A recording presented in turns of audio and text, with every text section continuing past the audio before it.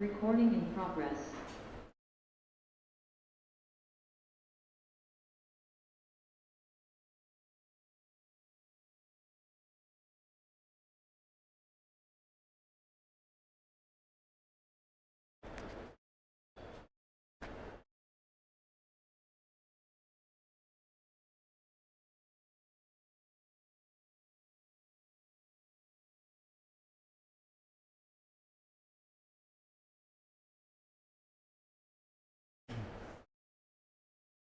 Question income అంటే రెగ్యులరా ఇర్రెగ్యులరా? Regular and irregular. Both it should be regular అయి ఉండొచ్చు ఆర్ ఇర్రెగ్యులర్ కూడా అయి ఉండొచ్చు. అండ్ ఇన్కమ్ అంటే విత్ ఇన్ ఇండియానా అవుట్ సైడ్ ఇండియానా? Both within India obviously income అవుతుంది, even though outside India receive అయింది కూడా అప్పుడప్పుడు ఇన్కమ్ అవుతుంది. ఇన్కమ్ అంటే లీగలా ఇల్లీగలా? సో లీగల్ ఇన్కమ్ అవుతుంది, ఇల్లీగల్ కూడా ఇన్కమ్ మేము ట్యాక్స్ చేస్తాం దాన్ని కూడా, లీగల్ ఆర్ ఇల్లీగల్. ఇన్కమ్ అంటే రెవెన్యూనా క్యాపిటల్లా? బోత్ రెవెన్యూ రిసిప్ట్ని ఇన్కమ్ అంటాను, క్యాపిటల్ రిసిప్ట్ని కూడా ఇన్కమ్ అంటాను సమ్టైమ్స్.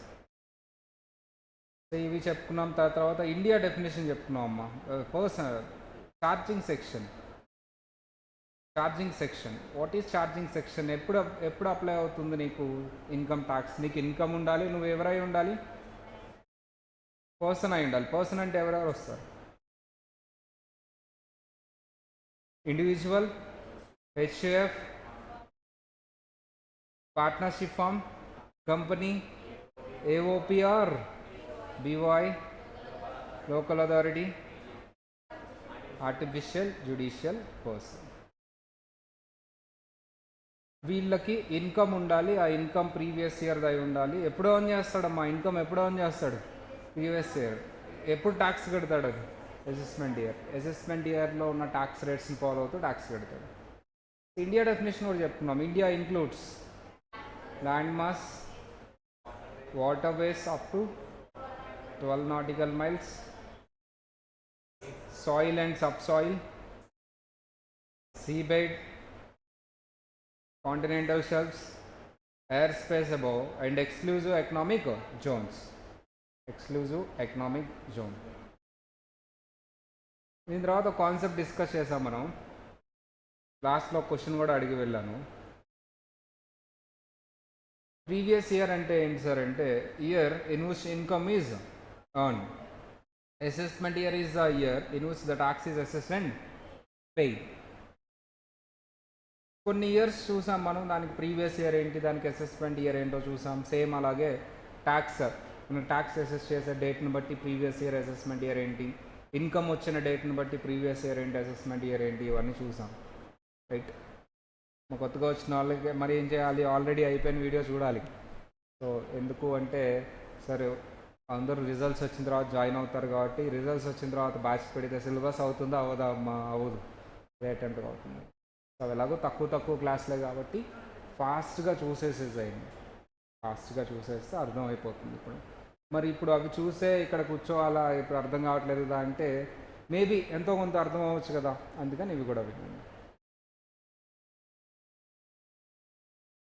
మీ అటెంప్ట్కి అప్లై అయ్యే అసెస్మెంట్ ఇయర్ ఏంటి? అర్థమైందా? మీ అటెంప్ట్కి అప్లై అయ్యే అసెస్మెంట్ ఇయర్ ఏంటి? బీనా? ఏదోటి చెప్పేయండి. ఒకటి మటుకు ఆన్సర్ అమ్మా, అందులో ఒకటి రైట్ ఆన్సర్. 3 రాంగ్ ఆన్సర్స్, ఒకటి రైట్ ఆన్సర్. బి. నువ్వు కూడా బి అమ్మా. సీనా? ఓకే, సి అంటే నెక్స్ట్ ఇయర్ కదా.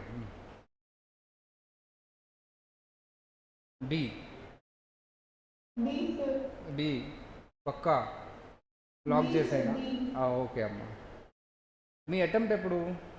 నార్మల్లీ డిసెంబర్ 2025 ఆర్ జనవరి ఏదైనా అటెంప్ట్ కింద. ఇది ఏ ఇయర్లో కవర్ అవుతుంది? 2000 డిసెంబర్ 25 ఏ ఇయర్లో కవర్ అవుతుంది? 25 26. ఇప్పుడు December 25 అనేది ట్యాక్స్ కట్టే ఇయర్ కింద తీసుకోవాలా, నేను ఇన్కమ్ ఆన్ చేసే ఇయర్ కింద తీసుకోవాలా? ఇన్కమ్ ఆన్ చేసే ఇయర్ తీసుకుంటేనేమో ఇది ప్రీవియస్ ఇయర్ అవుతుంది, నెక్స్ట్ ఇయర్ అసెస్మెంట్ ఇయర్ అవుతుంది. లేదు ఇది ట్యాక్స్ పే చేసే ఇయర్ అయితే మాత్రం ఇది అసెస్మెంట్ ఇయర్ అవుతుంది, ప్రీవియస్ ఇయర్ దీని ముందు ఇయర్ ప్రీవియస్ ఇయర్ అవుతుంది. అంటే మీ అటెంప్ట్ డేట్ని ఇన్కమ్ ఆన్ చేసే డేట్ కింద తీసుకోవాలా, ట్యాక్స్ పే చేసే డేట్ కింద తీసుకోవాలా?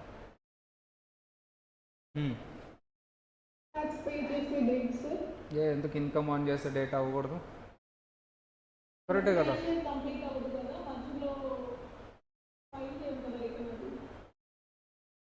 అటెంప్ట్కి దానికి సంబంధం ఏముందమ్మా? అంతే కదా, అటెంప్ట్కి దానికి సంబంధం ఏముంటుంది? మన అటెంప్ట్కి ఫైల్ చేసే డేట్కి సంబంధం ఏముంటుంది? అవును, ఇలా కూడా అనుకోవచ్చు కదా, December 25th ఏదైనా ఇన్కమ్ ఆన్ చేస్తే దాని మీద ట్యాక్స్ ఎంత క్యాలిక్యులేట్ చేయడం అనుకోవచ్చు కదా. December 25th ఇన్కమ్ ఆన్ చేస్తున్నావు నువ్వు, దాని మీద ట్యాక్స్ మేబీ నెక్స్ట్ ఇయర్ చేస్తావు నువ్వు, అది కూడా అనుకోవచ్చు కదా ఎగ్జామ్లో. ఇప్పుడు ఎగ్జామ్లో ఇన్కమ్ ఆన్ చేసింది ఆ రోజు అయితే దాని మీద ట్యాక్స్ ఎంత, లేదు ఎగ్జామ్లో ట్యాక్స్ క్యాలిక్యులేట్ చేసేది ఈ రోజు అయితే ట్యాక్స్ ఎంత. రెండు పాయింట్ ఆఫ్ వ్యూ ఉంది. ఏది బెస్ట్ అమ్మా? ఇన్కమ్ ఆన్ చేసే రోజు అనుకోవటమా అటెంప్ట్ డేట్ని, ట్యాక్స్ క్యాలిక్యులేట్ చేసే డేట్ అనుకోవటమా? ఈ రెండిట్లో ఏది బెస్ట్? యా, నువ్వు ఎగ్జామ్ హాల్లో ఏం చేస్తావు చెప్పమ్మా? ట్యాక్స్ క్యాలిక్యులేట్ చేస్తావు. నువ్వు ఎగ్జామ్ హాల్లో కూర్చొని ఏం చేస్తావు? ప్రతి ప్రాబ్లంకి ట్యాక్స్ క్యాలిక్యులేట్ చేస్తావు. అంటే ఆ రోజు కూర్చొని ఏం చేస్తున్నావు నువ్వు? ట్యాక్స్ అసెస్ చేస్తున్నావు. అంటే అది ఏమైపోతుంది? అది assessment year. This is your assessment year. దీని ముందున్న ఇయర్ ఏమవుతుందమ్మా? నీ previous year. So this is the assessment year and previous year applicable to the second. ఓకేనా? So that is the assessment year. రాయండి అమ్మా, అక్కడ బుక్ ఓపెన్ చేయండి అందరూ. Assessment year previous year book open చేయండి.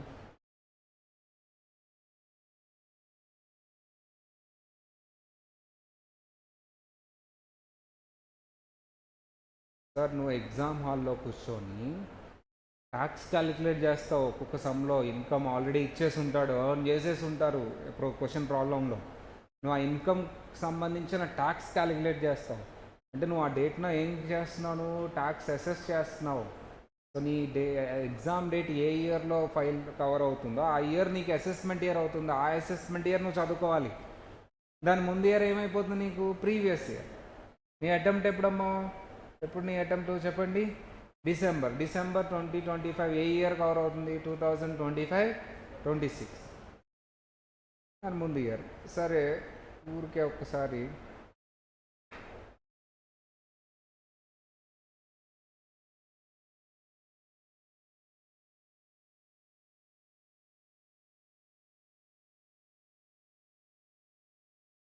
పేజ్ నెంబర్ ఎంతమ్మా? Page number ఎంత? అసెస్మెంటే previous year. మీరు ఇక్కడ చూసినా అర్థమైపోతుంది, మా అక్కడే ఉంది ఆన్సరు కదా, అక్కడ ఉంది ఆన్సర్, అక్కడ చూస్తే అర్థమైపోతుంది. చాలా ఆలోచించారు మీరు. ఎవరు చూసి చెప్పారు? ఎవరైనా చూసి చెప్పారమ్మా? అక్కడ ఎవరు చూడలేదా? లాజికల్గానే చెప్పారా మీరు? నువ్వు చూసా? నువ్వు లాజికల్గా చెప్పావమ్మా? ఆన్లైన్ వాళ్ళు ఆబ్వియస్లీ చూసే చెప్పుంటారు. వాళ్ళు ఇప్పుడు కోపం వస్తుంది చూడండి. ఓకేనా? ఇక్కడ రాయండి, ఏం రాస్తారు ఇప్పుడు? ప్రీవియస్ ఇయర్ అంటే ఏ ఇయర్ రాద్దాం చెప్పండి? Previous year is the period of 12 months immediately preceding the assessment year in which income is earned.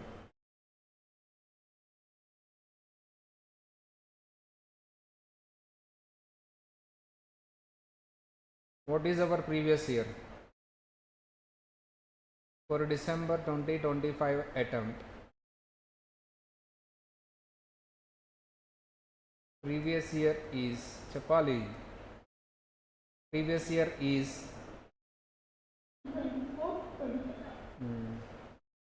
రాయండి ఇది.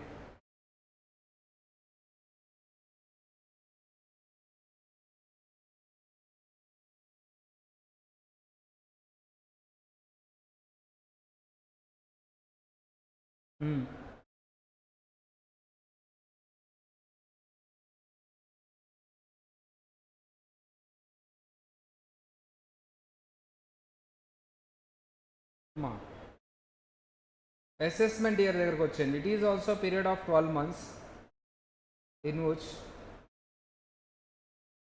Tax is assessed and paid.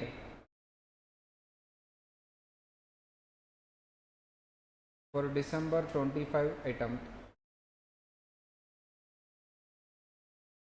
assessment year is చెప్పండి 2025 26. ఇది కూడా రాయండి.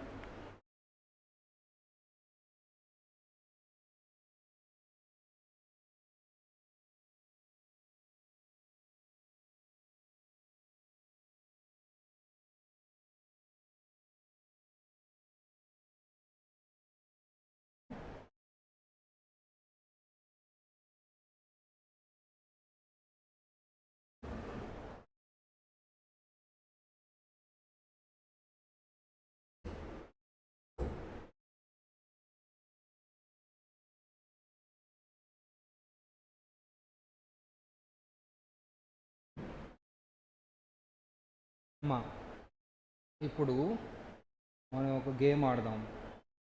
నేను అటెంప్ట్ పేరు చెప్తాను, మీరు వాళ్ళకి అప్లై అసెస్మెంట్ ఇయర్ చెప్పాలి, ప్రీవియస్ ఇయర్ చెప్పాలి. చెప్పగలరా? లాజిక్ ఏంటి? ఆ అటెంప్ట్ ఏ ఇయర్లో ఫాలో అయితే అది అసెస్మెంట్ ఇయర్. ఎందుకంటే అప్పుడు మనం ఎగ్జామ్లో కూర్చొని క్యాలిక్యులేట్ చేసేది ఇన్కమ్ ఆన్ చేస్తున్నాము, ట్యాక్స్ క్యాలిక్యులేట్ చేస్తాం. ఫస్ట్ నువ్వు ఫైండ్ అవుట్ చేయాల్సింది ఏంటంటే ఆ ఎగ్జామ్ డేట్ ఏ ఇయర్లో ఫాలో అవుతుంది, that is your assessment year. దాని ముందు ఉన్నది ప్రీవియస్ ఇయర్. అటెంప్ట్ రాస్తూ ఉంటాను, మీరు date assessment year previous year చెప్పండి. Attempt assessment year previous year December 2025 attempt. Assessment year 25-26. previous year. 24-26. ఇప్పుడు మీ సీనియర్స్ రాసుంటారు. ఏ అటెంప్ట్ వాళ్ళు రాసుంటారు మీకంటే ముందు? June 2026. జూన్ 2025 అటెంప్ట్ వాళ్ళకి అసెస్మెంట్ ఇయర్ ఏంటి, ప్రీవియస్ ఇయర్ ఏంటి?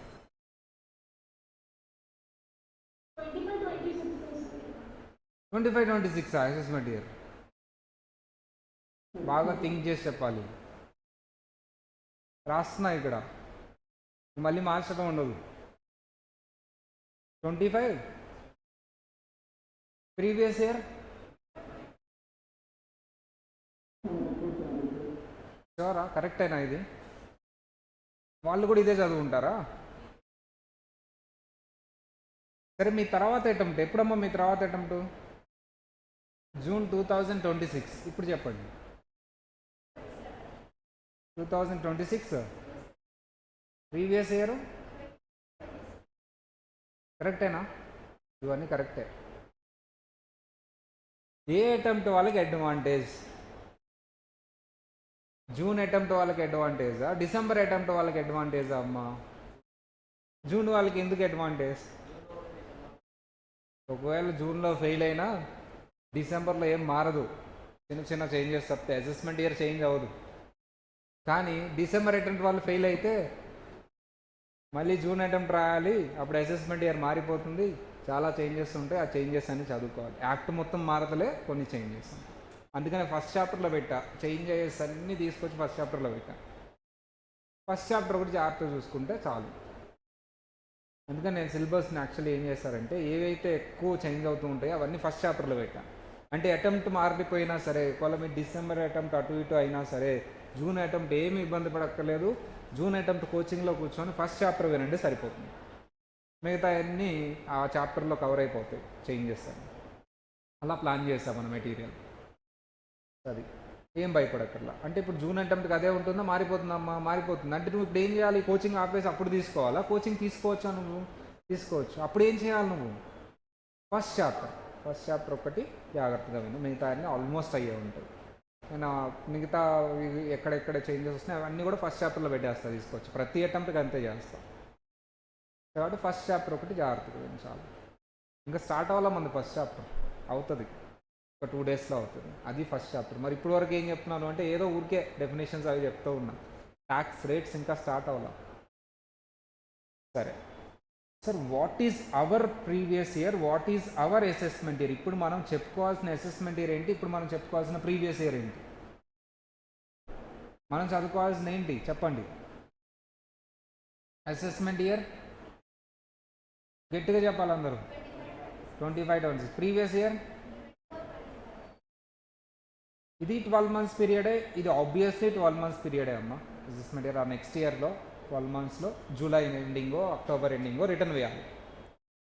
బట్ కొన్నిసార్లు ప్రీవియస్ ఇయర్ 12 months ఉండదు, ఎక్సెప్షన్ ఉంది. అంటే ప్రీవియస్ ఇయర్ అంటే కంపల్సరీ ఎన్ని మంత్స్ ఉండాలి? 12 months. ఆ 12 monthsలో వచ్చిన ఇన్కమ్కి నేను నెక్స్ట్ ఇయర్ ట్యాక్స్ కడతాను అసెస్మెంట్ ఇయర్. కొన్నిసార్లు ప్రీవియస్ ఇయర్ 12 months ఉండదు. అర్థమవుతుందా? జనరలీ 12 months ఉంటేనే ప్రీవియస్ ఇయర్, కానీ కొన్ని సిచ్యువేషన్స్లో అది 12 months ఉండకపోయినా దాన్ని ప్రీవియస్ ఇయర్ అంటాను. ఏ సిచ్యువేషన్స్లో sir? First one, newly started business first year. మా newly started business first year. Why sir? అందరూ ముహూర్తం పెట్టుకొని 1st April స్టార్ట్ చేయరు కదా బిజినెస్. ఏప్రిల్ ఫుల్ అంటారు మళ్ళీ 1st April అయితే. అందుకని మధ్యలో ఎప్పుడైనా స్టార్ట్ చేసుకున్నప్పుడు స్టార్టింగ్ డేట్ నుంచి 31st March వరకు ప్రీవియస్ ఇయర్ అంటారు. అప్పుడు 12 months ఉండదు.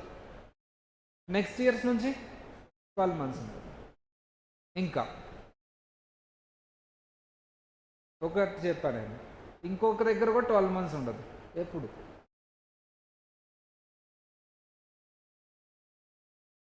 క్లూ ఇస్తా, పుట్టడం చచ్చిపోవటం, ఇంకెంత మించిన క్లూ ఉండదు. సార్, బిజినెస్ని పర్మనెంట్గా క్లోజ్ చేసేస్తుంది. ముహూర్తం పెట్టుకుని 31st March క్లోజ్ చేస్తావమ్మా? No. In case of closure of business last year, అది కూడా 12 months ఉండదు. 1st April నుంచి క్లోజింగ్ డేట్ వరకే ప్రీవియస్ ఇయర్. ఆ క్లోజింగ్ డేట్ తర్వాత ఏముండదు. మా 2 సిచ్యువేషన్స్లో 12 months ఉండదు ప్రీవియస్ ఇయర్. ఏంటి ఆ 2 situations? Starting, newly started business starting company, closure of the business ending date ending year. Exception అంటే ఏంటంటే కంపల్సరీ ప్రీవియస్ ఇయర్ అంటే 12 months ఉండాలి. So for that rule they are 2 exceptions. What is the first exception? Starting of the business. Second exception ending of. అదే చెప్పాను చూడండి అమ్మా. In case of newly startup business, beginning date to the ending date, or closure of business beginning date అంటే 1st April to ending date. So అది రాశాను. Provided that అంటే exception అమ్మా. What is provided that అంటే ఏంటమ్మా? Provided that అని ఎక్కడైనా వాడారంటే ఆ పైన చెప్పిన రూల్ ఇప్పుడు నేను కింద ప్రొవైడెడ్ దట్ కింద ఏదైతే చెప్పబోతున్నానో దానికి అప్లై కాదు అని. అది ప్రొవైడెడ్ దట్ అని సింపుల్గా చెప్పాలంటే ఎక్సెప్షన్. అది అర్థమైందా అందరికీ? What is the difference between previous year and assessment year? Previous year is the immediately preceding the assessment year. Assessment year is the period of 12 months starting from 1st April. Previous year is the year in which income is earned. Assessment year is the year in which tax is assessed and paid. Simple. What is our previous year? 24, 25. What is our assessment year? రాయండి, అది కూడా రాయండి.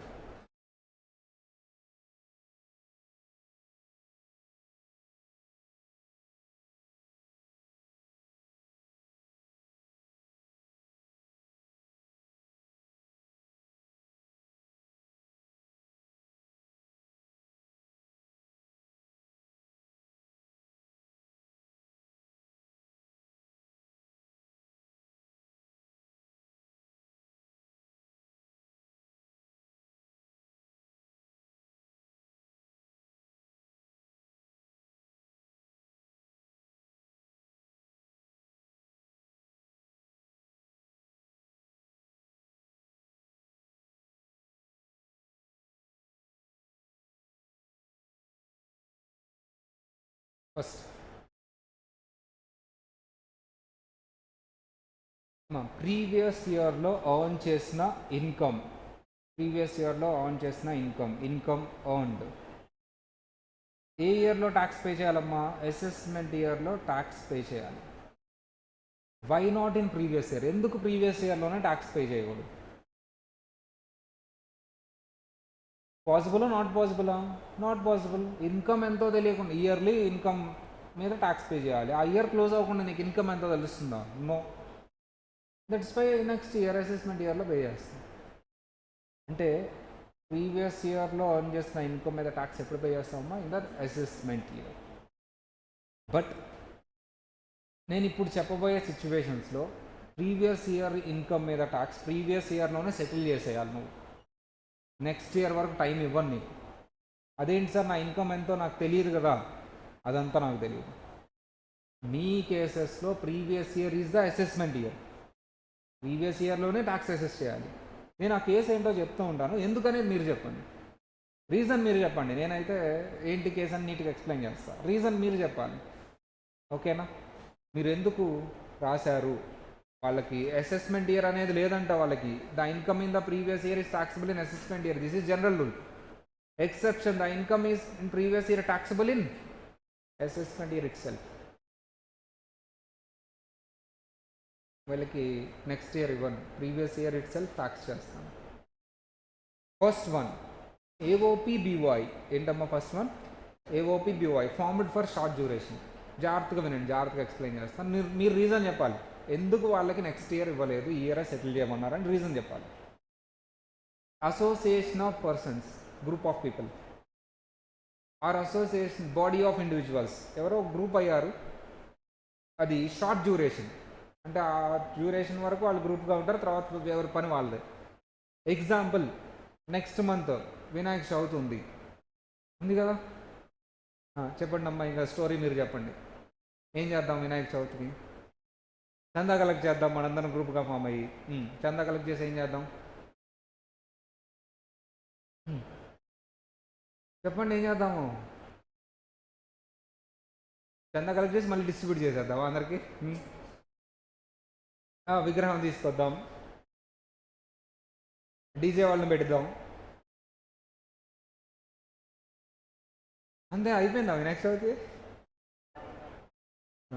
మన దగ్గర కూడా పెడతామమ్మా. Last year పెట్టాం, ఈ year కూడా పెడతాం.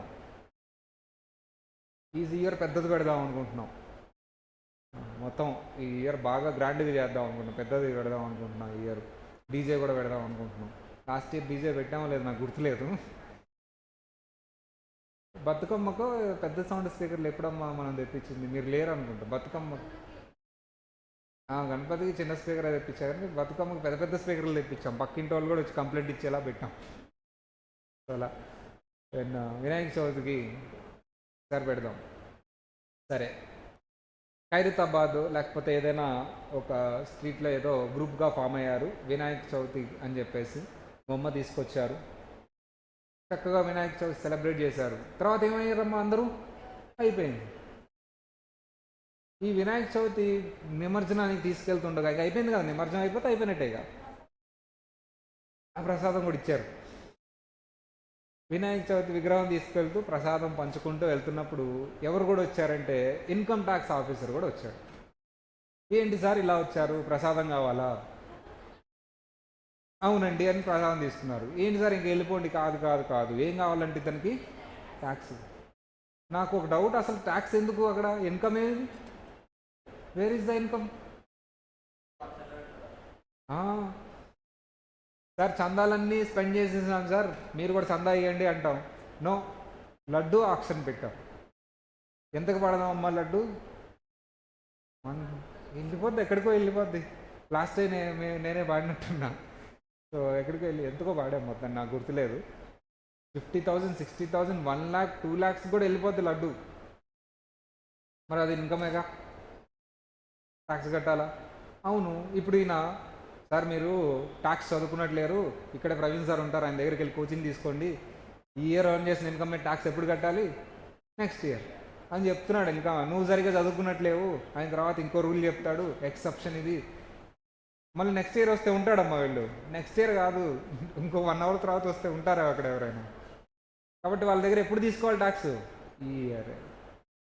అమ్మ వాలిడా ఇన్వాలిడా? ఫేరా అన్ఫేరా? ఫేర్. అందుకనే రాసాం, ఫస్ట్ ఆల్ పేరే రాసాం. AOPBY form for short duration, collect the tax in that year itself. Next year రాకుంటే ఎవరు ఉండరు అక్కడ, ట్యాక్స్ రాదు. సరే, నెక్స్ట్ దానికి మీరు చెప్పండి reason. Non resident shipping business. ఒకతను ఆస్ట్రేలియా నుంచి షిప్ వేసుకుని వచ్చాడు ఇండియాకి, చక్కగా బిజినెస్ చేసుకొని డబ్బులు బాగా సంపాదించుకొని మళ్ళీ తిరిగి వెళ్ళిపోతున్నప్పుడు ఎవరు వచ్చారమ్మా? మళ్ళీ ఇన్కమ్ ట్యాక్స్ ఆఫీసర్ వచ్చాడు, సేమ్ అతనే. ఆపాడు, ఆగు అని. ఏంటి సార్ ఇలా వచ్చారు అని. ట్యాక్స్ కట్టి. సార్ నేను వేరే కంట్రీ వాడినైనా మీ కంట్రీలో నాకు బాగా తెలుసు, యూట్యూబ్లో ప్రవీణ్ సార్ క్లాసులు చూశాను నేను. ఈ ఇయర్ ట్యాక్స్ ఎప్పుడు కట్టాలి? నెక్స్ట్ ఇయర్ కట్టాలి. కట్టాలా? వదిలేద్దామా? ఎందుకమ్మా? వెళ్ళిపోతే మళ్ళీ వస్తాడా? నో, అదంతా కాదు ఎక్సెప్షన్. నువ్వు నాన్ రెసిడెంట్ షిప్పింగ్ బిజినెస్, నువ్వు ఇప్పుడే సెటిల్ చేసి వెళ్ళాలి, అప్పుడే నేను షిప్ వదులుతాం, లేకపోతే వదలం. ఫేరా అన్ఫేరా అమ్మా? Fair. Number 3, person transfer property to avoid taxes. Tax ఎక్కొట్టడానికి ఆస్తి వేరే వాళ్ళ పేరు మీద పెట్టడం, వాళ్ళ పిల్లల పేరు మీద, బినామీల పేరు మీద, లేకపోతే వాళ్ళ వైఫ్ పేరు మీద, వాళ్ళ మదర్ పేరు మీద ఇలా పెట్టడం. ఎవరైతే ఇప్పుడు జనరల్గా ఒకళ్ళ పేరు మీద ఆస్తి ఇంకొక పేరు మీద వెళ్తుంది అంటే వాలిడ్ రీజన్ ఉండాలి. చెప్పండి, ఒకళ్ళ పేరు మీద నుంచి ఆస్తి ఇంకొకళ్ళ పేరు మీదకి ఎందుకు వెళ్తుంది? రీజన్ చెప్పండి, వాలిడ్ రీజన్ చెప్పండి, జెన్యూన్. సేల్ చేసినప్పుడు డబ్బులకి, that is a primary reason. Sale చేయకుండా, ఓనర్ చనిపోయినప్పుడు చనిపోకుండా సేల్ చేయకుండా. Gift, marriage. సార్ మా అమ్మాయికి పెళ్లి చేసాం, మా అమ్మాయి ప్రాపర్టీ మా అమ్మాయి పేరు మీద పెట్టాలి లేదా మా అల్లుడి పేరు మీద పెట్టాలి, అందుకని ఇచ్చాం. వ్యాలిడ్ రీజన్ ఉందిగా ట్యాక్స్ ఎక్కొట్టడానికా? నో. అలా ఏ రీజన్ లేకుండా ట్రాన్స్ఫర్ చేసేస్తున్నాడంటే సంథింగ్ ఈజ్ రాంగ్. ఇతను ఏదో కంపెనీలో డైరెక్టర్ అయి ఉంటాడు, లేకపోతే పార్ట్నర్షిప్ ఫామ్ లోన్ తీసుకొని ఇతను పార్ట్నర్ అయి ఉంటాడు. ఇప్పుడు లేదా చాలా ట్యాక్స్ ఎక్కొట్టుంటారు ఆ కంపెనీ. ఇప్పుడు ఆ ట్యాక్స్ ఎక్కొడితే పర్సనల్ అసెట్స్ అటాచ్ అవుతాయి కదా, అవి వీని పేరు మీద కాకుండా వేరే వాళ్ళ పేరు మీద ట్రాన్స్ఫర్ చేసేస్తే తప్పించుకోవచ్చు. అలాంటి కేసెస్లో డిపార్ట్మెంట్ వచ్చి ఇదంతా కాదు, ఫస్ట్ మీ తాలూకా ట్యాక్సెస్ అన్ని సెటిల్ చేసి అప్పుడు ట్రాన్స్ఫర్ చేసుకోండి. ఎందుకు సార్ అంటే ట్రాన్స్ఫర్ 6 months ముందు చేసిన ట్రాన్స్ఫర్స్ అన్నీ అటాచ్ చేసుకోవచ్చు, అందుకని అలా అప్పుడే వచ్చేస్తారు డిపార్ట్మెంట్ వాళ్ళు. రీజన్ లేకుండా ట్రాన్స్ఫర్ చేస్తే అది వ్యాలిడా కాదో చెక్ చేసుకుని, ఒకవేళ వ్యాలిడ్ కాదు అనిపిస్తే ట్యాక్స్ కట్టేయమంటారు. మాకు ఎందుకు సార్ అంతా, మాకు భయం వేస్తుంది, మా ట్యాక్స్ మాకు ఇచ్చేయండి అని. ట్రాన్స్ఫర్ చేసి కంట్రీ వదిలి వెళ్ళిపోయిన వాళ్ళు ఎంతోమంది, విజయ్ మాల్యా ఇలా. సో అలా డిపార్ట్మెంట్ వాళ్ళు కొంచెం వాళ్ళందరిని వదలకూడదని ఇలా ఆ ఏరియా వచ్చేస్తారు. ముందు అది కూడా ఉంది పాయింట్. Closure of business. ఒక అతను బిజినెస్ పెట్టాడమ్మా, బాగా రన్ చేశాడు, హోటల్ బాగా రన్ అయింది, చాలా బాగా వెళ్తుంది, మంచిగా డబ్బులు వస్తుంది. సడన్గా ఎదురు కుమార్ ఆంటీ అని ఎవరు వచ్చారు, ఆమె పెట్టేసింది హోటల్. ఇక్కడికి వస్తారా అక్కడికి వెళ్తారా అమ్మా? అక్కడికే వెళ్తారు. చక్కగా కుమార్ ఆంటీ బాగా వండుతుంది, కారం బాగుంది, వంటలు బాగున్నాయి అని చెప్పేసి అక్కడికి వెళ్ళి తింటున్నారు అందరూ. ఈ హోటల్లో ఏం చేస్తున్నాడమ్మా పాపం? ఫైల్స్ చూసుకుంటూ కూర్చున్నాడు. అయిపోయింది, లాస్ వచ్చింది, ఏం చేద్దాం? క్లోజ్ చేసేద్దాం. చక్కగా క్లోజ్ చేసి ఉన్న బెంచులు కుర్చీలు అన్నీ అమ్మేస్తూ ఉన్నాడు. ఈ లోపల ఎవరు వచ్చారమ్మా? ఏంటి సార్ ఇలా వచ్చారు, మీకేం కావాలి, తక్కువ రేటుకి తీసుకెళ్తారా అన్నా, ఏసీ కావాలా, హాఫ్ రేటే, క్లియరెన్స్, లేదా టేబుల్ కావాలా, లేదా సోఫా కావాలా, చెప్పండి సార్ అంటే, నాకు ఇవన్నీ వద్దు, ఏం కావాలి? ట్యాక్స్ సెటిల్ చేయి. అదేంటి సార్ ప్రతి ఇయర్ నెక్స్ట్ ఇయర్ కదా వేసేది, ఇప్పుడే వచ్చారేంటి, డ్యూ డేట్ ఉంది కదా, ఇంకా నీకు డ్యూ డేట్ ఉంటుందా? క్లోజర్ ఆఫ్ బిజినెస్ ఇప్పుడే సెటిల్ చేయి. ఫేరా అన్ఫేరా? ఎందుకు నెక్స్ట్ ఇయర్ రావచ్చుగా? నెక్స్ట్ ఇయర్ ఉండడు, అక్కడ ఎవరు ఉండరు. So closure of business. Next one 5, person leaving India permanently. మా పర్మనెంట్గా ఇండియా వదిలి వెళ్ళిపోదామని రెడీ అయిపోయాడు. ఫస్ట్ ఏ డిపార్ట్మెంట్ వాళ్ళు వస్తారమ్మా, నువ్వు వెళ్ళిపో, నీకు సెండ్ ఆఫ్ కూడా ఇస్తాం మేము వచ్చి, కానీ ఏం సెటిల్ చేయాలి? ఇన్కమ్ ట్యాక్స్ సెటిల్ చేయాలి, అప్పుడే పర్మిషన్ ఇస్తాం. అది చదవండి అమ్మా, ఇప్పుడు అందరూ చెప్పాలి, ఎవరిని అడిగితే వాళ్ళు చెప్పాలి, చదవాలి. 1 minute time.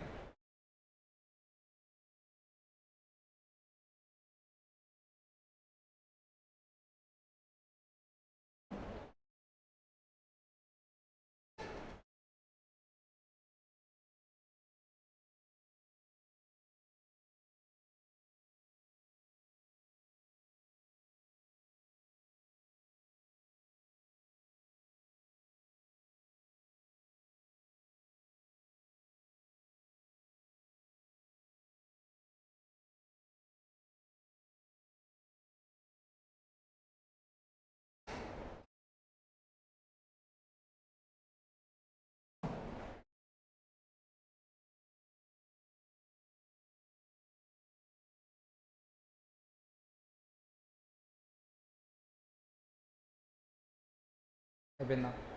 Right. SSC. SSC అంటే డిపార్ట్మెంట్ పిలుచుకునే ముద్దు పేరు. ఫర్ ఎగ్జాంపుల్, మీరు బయట కనిపించారు, మీ పేరు నాకేంటో తెలియదు, పక్కన వాళ్ళకి చెప్పాలి మీరు ఎవరని. ఏం చెప్తాను నేను? మా స్టూడెంట్ అంటాను. ఎవరిని? అందరినీ. వాళ్ళ పేరేంటో తెలియదు కాబట్టి మీ అందరిని ఒక పేరు పెట్టి పిలిచేస్తాను నేను. ఏమని? మా స్టూడెంట్. అలాగే డిపార్ట్మెంట్ ఇండియాలో వాళ్ళందరినీ వాళ్ళ పేర్లు పెట్టి పిలుస్తుందా? నో. ఎవరినైనా సరే ఏమని పెట్టి పిలుస్తుందమ్మా? ఎస్ఎస్సి. బాగుంది కదా పేరు. ఇప్పుడు డిపార్ట్మెంట్ మిమ్మల్ని ఏమని పిలుస్తుంది? ఎస్ఎస్సి.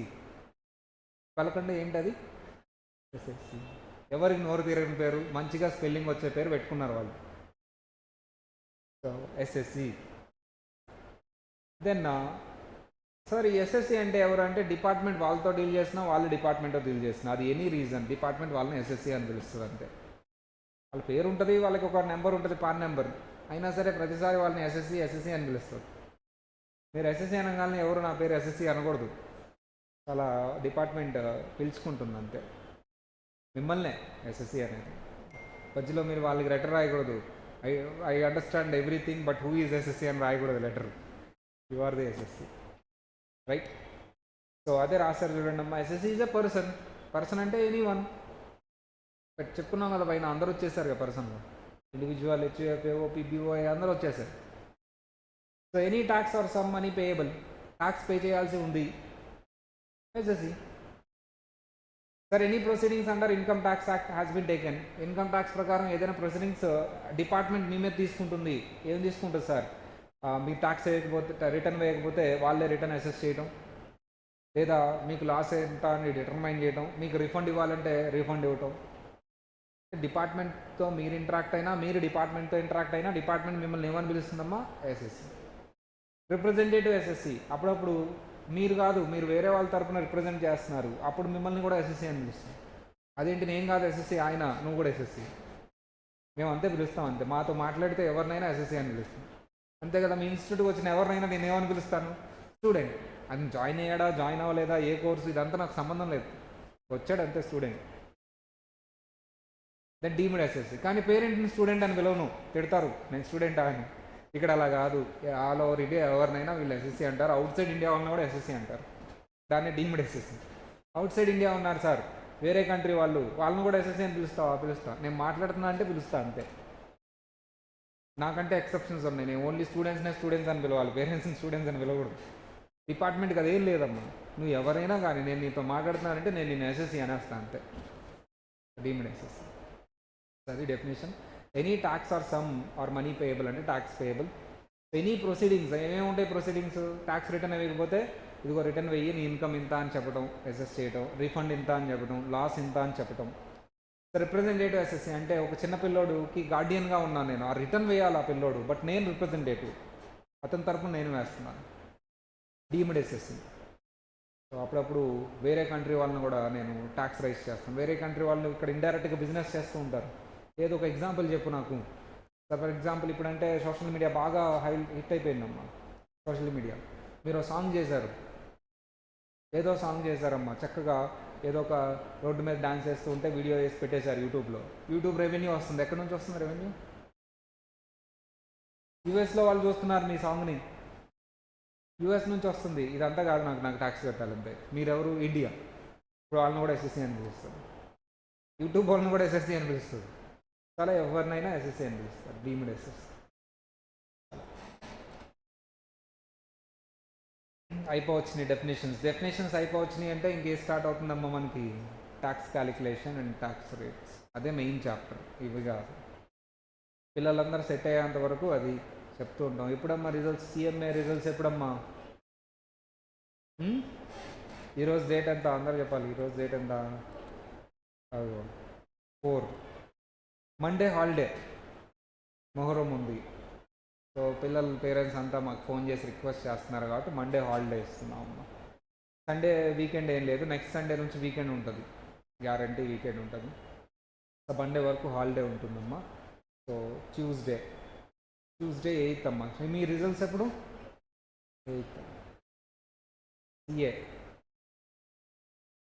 సిఏ ఎప్పుడమ్మా? 6th.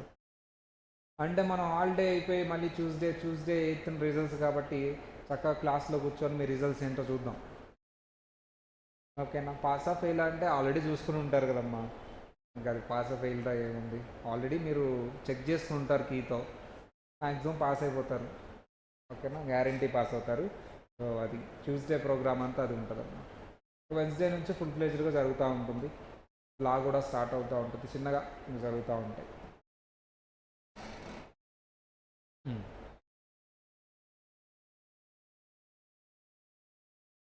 5 హెడ్స్ చెప్పాను. ఏంటమ్మా 5 హెడ్స్? మన ఇన్కమ్స్ అన్నిటినీ 5 హెడ్స్ కింద డిస్ట్రిబ్యూట్ చేస్తాం. ఏంటి ఆ 5 heads? Income from salary, income from house property,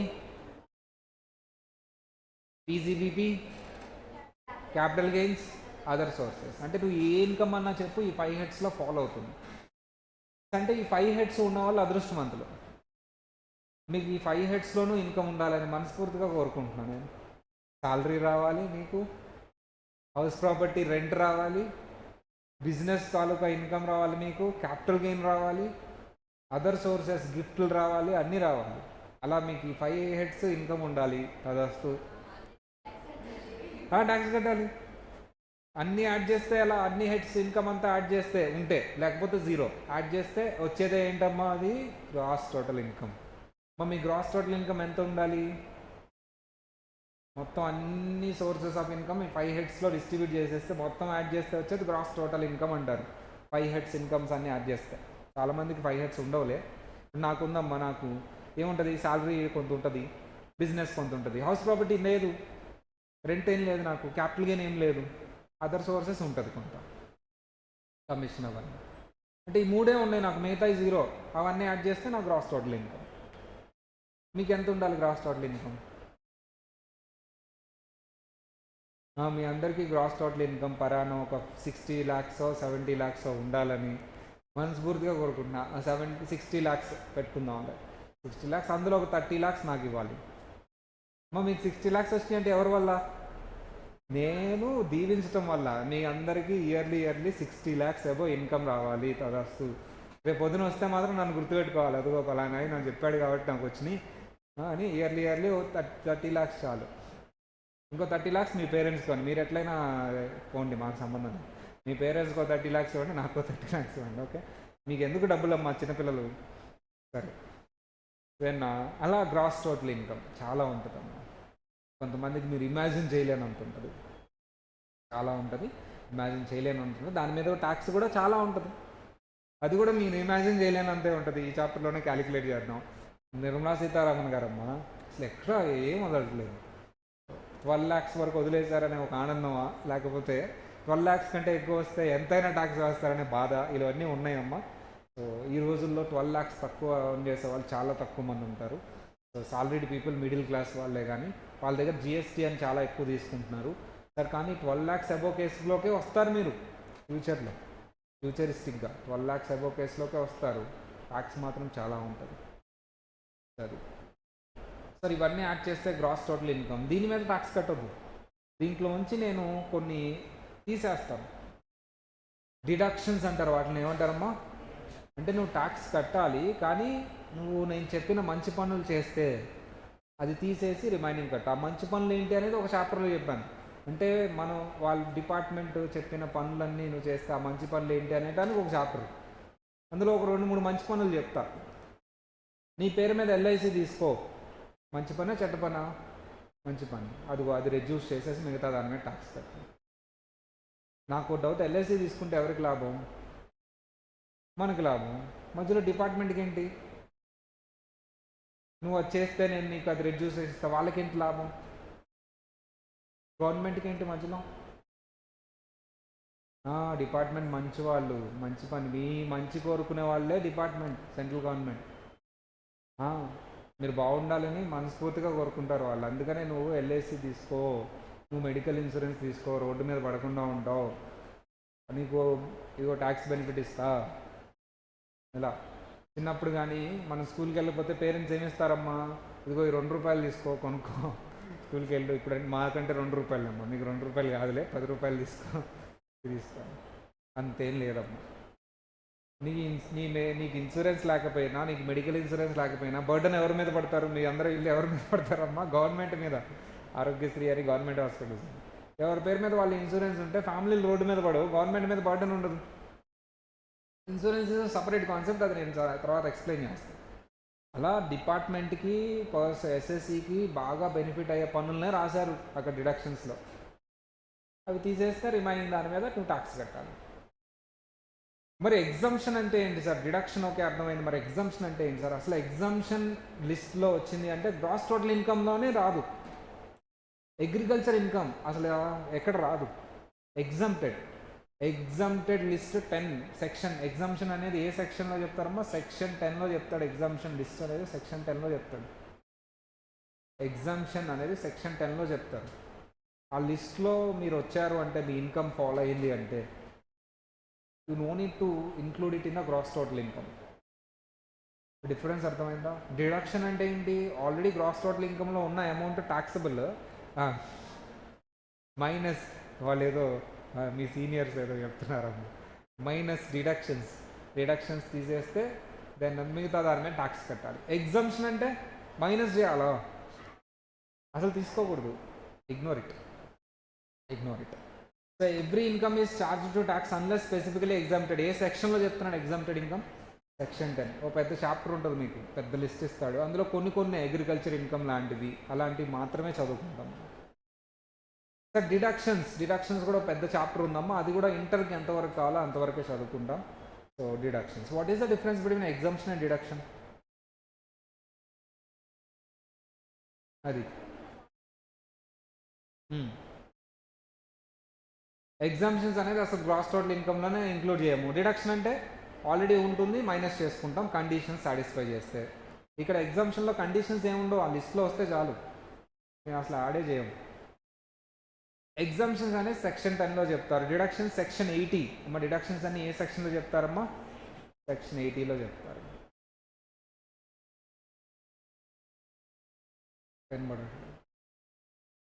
section 80. Sir from gross total income deductions are allowed fulfil.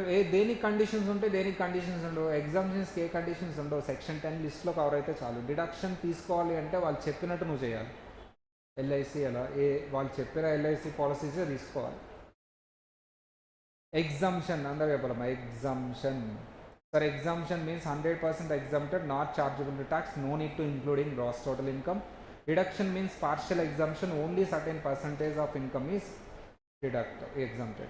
Certain అమ్మ ఏది పార్షియల్లీ ఇస్తాను, ఏది మొత్తం ఇచ్చేస్తాను. ఎగ్జంప్షన్ మొత్తం ఇస్తాను, deduction partial. Certain incomes are specified. అమ్మ ఏది సెక్షన్ 10, ఏది సెక్షన్ 80?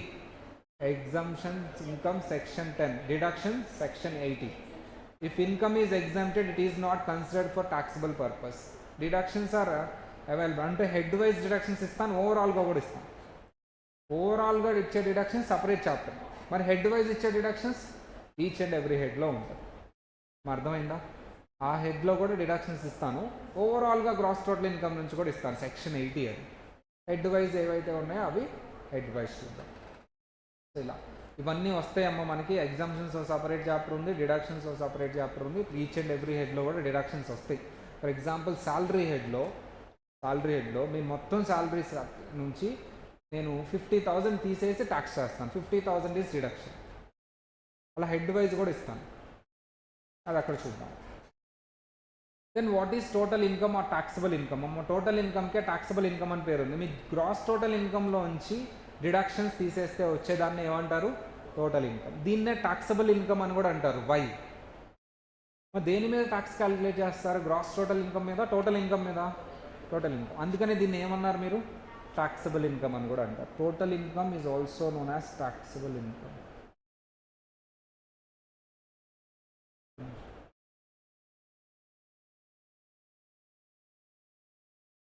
అది నాకు రాయటం రావట్లేదు, మీరు రాయండి.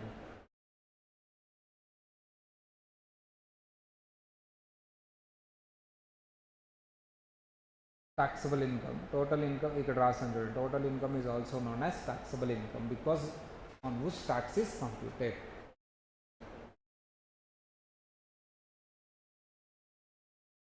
ఇవన్నీ రేపు క్లాస్లో చూద్దాం. Before going to that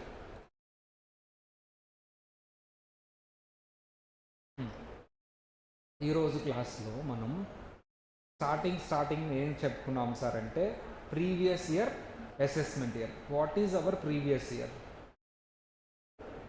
24-25. What is our assessment year? మన అటెంప్ట్ని బట్టి అసెస్మెంట్ ఇయర్ 25-26. దాని తర్వాత మనం ప్రీవియస్ ఇయర్ అసెస్మెంట్ ఇయర్ తర్వాత ప్రీవియస్ ఇయర్ 12 monthsే, కానీ న్యూలీ స్టార్టెడ్ కంపెనీస్కి, newly started business of closure బిజినెస్కి 12 months ఉండదు అని చెప్తున్నాం. జనరల్ రూల్ ప్రీవియస్ ఇయర్లో వచ్చిన ఇన్కమ్ మీద ట్యాక్స్ అసెస్మెంట్ ఇయర్ అంటే నెక్స్ట్ ఇయర్లో పే చేస్తారు. బట్ ఈ కేసెస్లో ప్రీవియస్ ఇయర్లో ట్యాక్స్ ప్రీవియస్ ఇయర్లోనే పే చేయాలి. ఏంటి ఆ కేసెస్? AOPBY form for short duration, సరే, non resident shipping business, closure of business, transferring of property to avoid tax,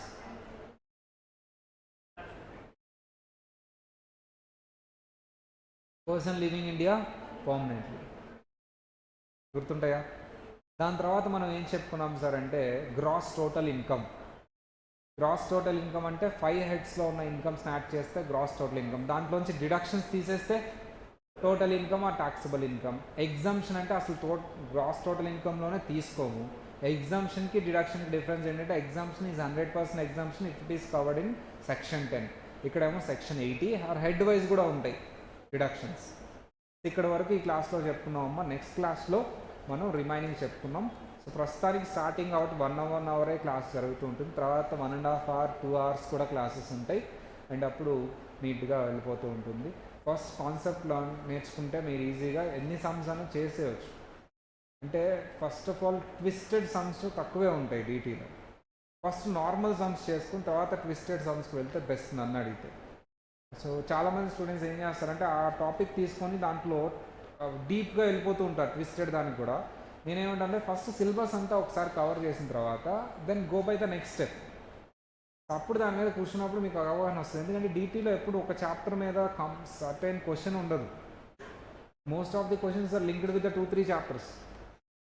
అందుకని నువ్వు ఫాస్ట్గా సిలబస్ కవర్ చేయడానికి ట్రై చేయి. దాని తర్వాత క్వశ్చన్స్ స్కానర్ తీసినప్పుడు నీకు అర్థమవుతుంది, ఓకే డిడక్షన్ అనేది నేను ఎక్కడ వాడతాను తీసుకొచ్చి క్యాపిటల్ గెయిన్ దగ్గర కంబైన్ చేస్తాను, అదర్ సోర్సెస్లో కంబైన్ చేస్తాను డిడక్షన్. అంటే డిడక్షన్ చాప్టర్ ఇంకా అవ్వలేదు కదా, అంటే ఆ క్వశ్చన్ని కంప్లీట్గా చేయలేవు. అప్పుడు ఆ క్వశ్చన్ ఎలా చేస్తాం మనం?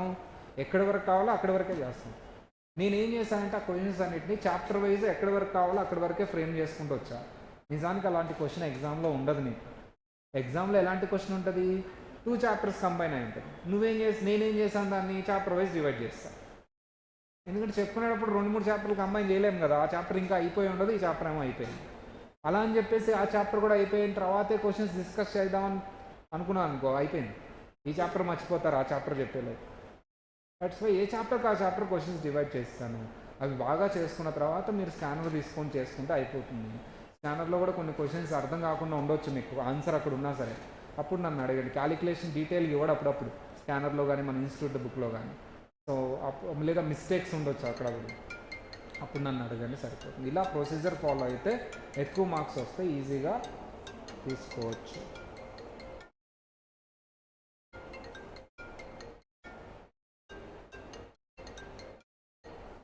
ఓకేనా?